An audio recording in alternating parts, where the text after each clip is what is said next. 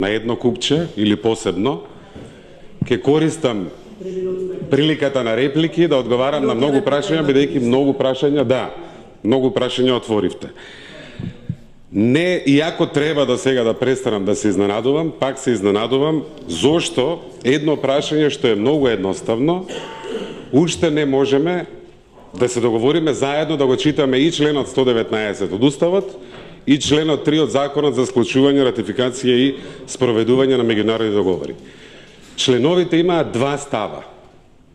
Во првиот став вели: меѓународни договори склучува председателот на Републиката.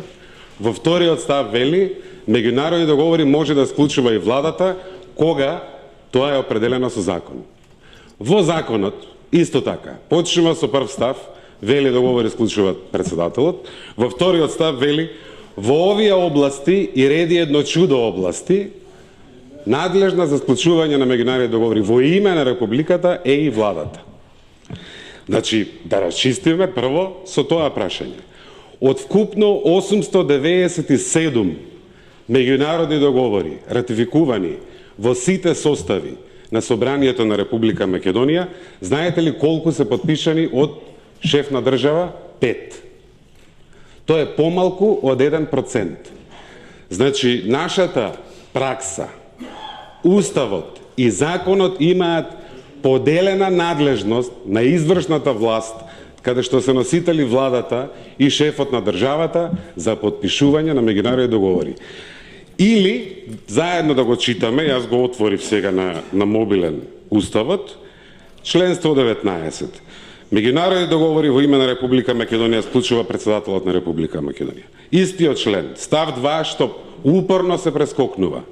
Меѓународни договори може да склучува и владата на Република Македонија кога тоа е определено со закон. Се наоѓаме пред преголема историска одговорност, може би дури да се покаже дека е да се биде или не момент за нашата држава. Имаме конкретен историски контекст. Искрено ме фрапира што се повикувате на Каменос. Можеме и на Мицотакис, можеме и на Самарас. Луѓе кои што се борат против својата влада, зошто прифатила нешто што не смее да се негира во 2018 година, правото на самоопределување на нивниот сосед, на Република Македонија. Поентата ми е дека мораме барем за основните елементи да се разбереме и заедно да читаме.